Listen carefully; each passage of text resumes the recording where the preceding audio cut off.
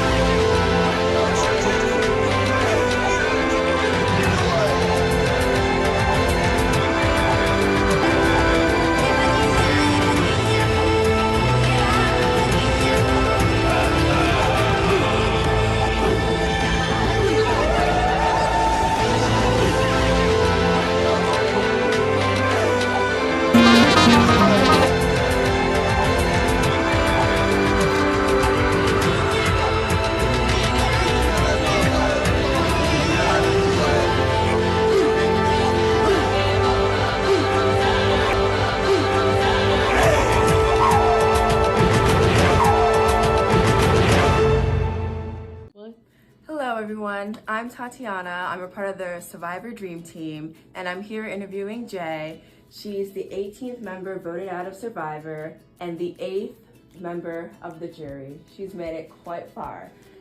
So congratulations. Thank you. You are the last standing member of Octoraro. How do you feel about that accomplishment? I have such mixed feelings about it because I feel so bad for having lost all of my Octoraro members, but at the same time, you know, I was hoping to live on in their memory.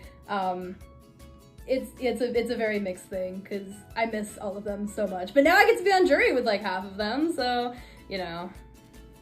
Did you make it farther than you thought you would? Absolutely. I honestly, like, from the very first week, I thought I was getting voted out, like, the first round, and then when we, like, you know, came back with that comeback, and then I actually, like, started playing the game a little more, I still every week was prepared. Like, I had this, like, whole little, like, monologue, like, planned out. I was gonna, like, to basically tell everybody, like, no, it's okay, guys, like, I wasn't supposed to be here in the first place, you can vote me out, it's okay. And then we just ended up never going to Tribal with Octoraro, and then, you know, I've been planning to be voted out for a while, so I did make it a lot farther than I have ever expected that I could.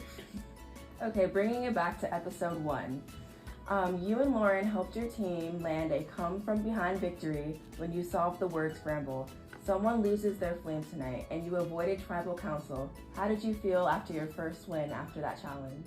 I was exhilarated. I think all of us, all 6 of us, were so, like, thrilled at that point. Like, we literally got into, like, a big group hug, and we were all screaming, like, yeah, let's go! And that kind of, I think, was what cemented us as, like, Octoraro. I think the Rec Center episode was one of my favorites because you guys, it was Kazula at the time, right, I think? Yes. Yes. Yes. It was Kazua because you guys got into that little altercation when Brady found the immunity idol and ended up throwing it in the trash. And then you later apologized to him. So tell us about that moment and how you were feeling.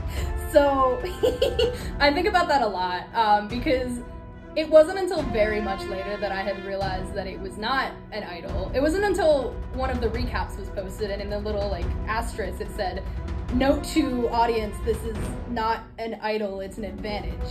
So it wasn't until that point that I had realized that we were fighting over something arguably stupider than an idol.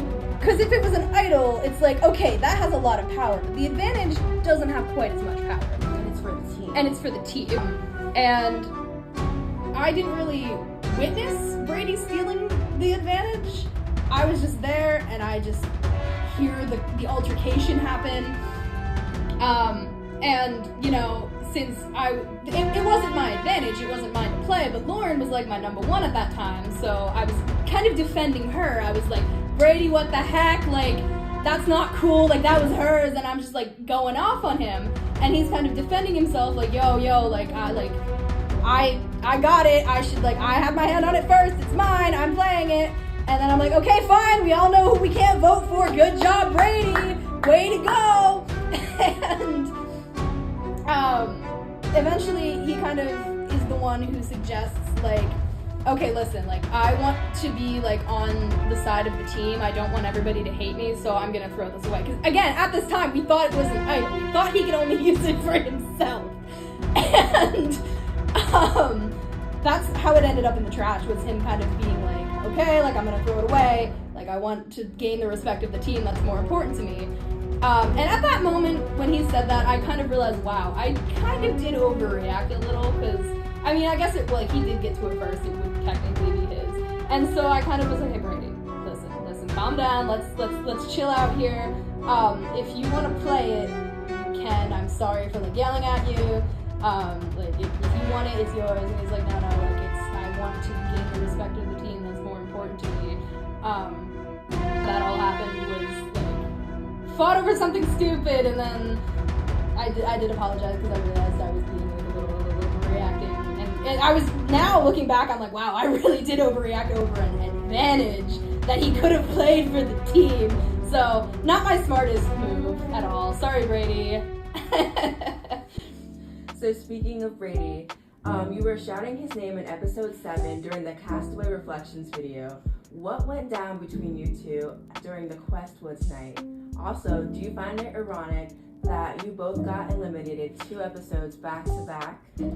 So, actually, the whole thing about me yelling Brady's name in the Questwoods recap was in regards to the fact that I was campaigning to try to get Alyssa out, and I knew that Brady was kind of the one that snitched me out, because at that point I knew that Alyssa was, like, kind of upset with me. So, yeah, I was kind of upset with him, because every time I had, like, a plan, he would come in and, like, swoop in and, like, kind of not, like, let me not do the way that I wanted to do it. And specifically in that instance, he came up to me last minute and said, hey, we're voting for Lee. We're not voting for Alyssa, we're voting for Lee. And I was just kind of like, okay, you're the boss, I guess, because, like, at this point, everybody else had already voted. Like, it was just down to, like, a few more people that had to vote. And I was like, okay, well, I guess I have to, like, go with Brady. So at the Questwoods challenge, you were clearly a pro at setting up that tent with Alyssa, and you had a strong lead over all the other teams. But then Alyssa misplaced her purple beanie, and then the bug spit that you two had at the end caused you to lose to Marcus and Alec, who were actually the last ones to start building your tent. So tell us about your strategy and how you felt that night. So the tent thing, I was pretty, like, solid about. I was a little worried about it because I thought we would get instructions. I clearly did not hear when they said there were no instructions. And I even said to Alyssa, I was like, we get instructions, right? And she was like, no. And I was like, oh, that's fine. I can figure it out. It's fine. And so we get there and we start setting up, and I'm like, oh yeah, I know how to do this because I've been camping before. Like, I've set up tents with instructions before. Opportunity to partner up with Alec and Jake to flip the vote, which could have sent someone else home and kept you in the game to be part of the final 6. Why do you think that plan didn't happen? I'm so upset with this one. Not, like, actually, but what had happened? I knew that we were all voting for Alyssa at this point. Like, I was kind of, like, set, like, Jake, Alec, Marcus, even Claire were like, yeah, we're gonna vote for Alyssa. And throughout talking about it, I was kind of half considering, I was like, oh, what if Katie, like, catches on that we're, like, gonna vote for Alyssa? Or, like, what if Alyssa catches on and asks Katie to use her idol? So I had that, like, passing thought of, what if Katie uses her idol for Alyssa? Then it's gonna be whoever they vote for, and then I, realized, oh my god, that's gonna be me, because I really ticked Alyssa off this whole time, like, they're coming for me. And then Jake even said, yeah, like, Alyssa told me that they're voting for you. And I said, oh, that's interesting, because she told me that we're voting for Jake. Whatever. So that's when I was kind of like, oh, shoot. Like, if Katie plays the idol on Alyssa, I'm done for. And while we were starting to vote, when Katie and Alyssa were both out of the room at the same time, I think I said it to Claire first, and then I lean over and I like talk to the rest of the guys that were there, and I was like, hey, do we maybe want to put like 1 or 2 votes on Katie, just in case she does happen to play the idol for Alyssa, and then that way we can get like tied up, and then like we can figure, like, I guess it would probably go to Rocks after that. But I was like, do we maybe want to put 2 votes on Katie just in case she plays the idol for Alyssa? And Jake is like, no, like, we trust Katie, like, she said that she's gonna play it for herself, like, I think she's scared, like, Katie's gonna play it for herself. And I'm like, okay, whatever you say. And I even, right after Claire came out of her vote, I go, do you think I should vote for Katie? Like, genuinely, do you think I should vote for Katie? And she's like, I mean, if you do, it's only gonna be your vote, like, against everybody else's, so it's not even really gonna matter either way. Because at that point, everybody had voted except for me. And I was like, okay, so I ended up voting for Alyssa, and I said, it's either you or me, girl. And yeah, it ended up being me because Katie played the idol. And I'm so mad that they didn't listen to me when I said, hey guys, maybe we should do this just in case. Nobody wanted to follow my backup plan. Well, do you think they didn't listen, or this was a part of their strategy all along? Oh no, I think they just didn't listen. I mean, it very well could have been like, oh yeah, it's like, maybe it just didn't matter to them as much because it's like, it's not me, it's Jay. Like, either we lose Jay or we lose Alyssa, and either way, it's not gonna like hurt us. Mm-hmm. But I don't think it was a strategy. I genuinely just think that they did not use their brains and did not think, oh yeah, let's maybe do this as a backup plan. No, I think they just were like, yeah, we trust Katie. So you won your first power advantage over spring break, but weren't able to roll a 7 with your dice, and you ended up losing your vote. Tell us about that whole experience, from the dance video to finding the burlap bag to rolling the dice and not being able to vote. Let the record show I did roll a 7, it just rolled off of the board, so it didn't count. It did, yeah. Did not count. So let the record show I did actually roll a 7. So you can't say that I didn't roll a 7. But anyways, going back to the whole process of it, when he sent out the opportunity, I was like, oh, heck yeah, I'm gonna do that, because, like, what do I have to lose? Like, I've literally never gotten an opportunity at, like, a hint before. I mean, I had opportunities, I just missed them all. But I was like, yeah, let me just do it. And so I filmed it at the boba shop, like, literally right as I got the text about it. I, like, said to my coworker, and I was like, I'm gonna do this. And the dance that I did was actually one that we do a lot for Busted. It's like kind of like our classic move. And yeah, GK really appreciated that one. And then he said that like the hint would be sent out on, I think it was like like the Sunday we got back, like Sunday night. And so I was working literally all day that day. Like I was working a 9 to 9 shift that day. And I was thinking, oh my god, like this hint like that we're gonna get, it's gonna come out at night. Like hopefully I'll have enough time after work to go run and get it before somebody else gets it. Because at this point I didn't realize that it was like everybody got a different hint. It was I thought, oh, it's first come, first serve. And so I said to my boss, I was like, hey, listen, I have this thing for Survivor, and like, if possible, would I be able to like sneak out for like half an hour to like go get this hint? Like, would you be able to like cover for me like just half an hour to go get this hint or whatever? And she's like, yeah, as long as we're not like super busy, as long as it's not like during one of our busy times, you can. And I was like, okay, cool. So I had that in planned, and 1 o'clock in the afternoon rolls by on that Sunday, and we get the hint. And I'm like, this is not Sunday night. It's 1 o'clock in the afternoon. That is not Sunday night. But anyways, I told my boss about it, and she's like, yeah. So we wrapped up what we were doing, and she's like, yeah, if you want to go find it, like, take a half hour, go get it. And I'm like, yay!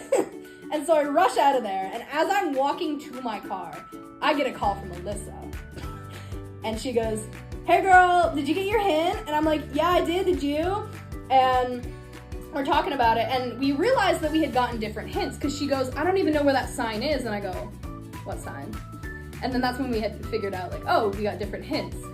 And I was like, yeah, I'm at work right now, I'm not gonna be able to go get it until the end of the day, because, like, I didn't want her to go get my hint, or I didn't want her to, like, at that point, I still was not, like, fully trusting her, so I was kind of like, yeah, like, I'm, like, I'm at work, I'm not gonna be able to go get it until later, I'm just gonna hope for the best. And she even offered at one point to like go like find it and set it to the side, and at that point I was like, that's really suspicious. literally as we were on the phone, I was getting in my car, the seatbelt buckle thing was going off, my car was like slamming, car noises were happening. So if she didn't pick up on that, I'd be very surprised.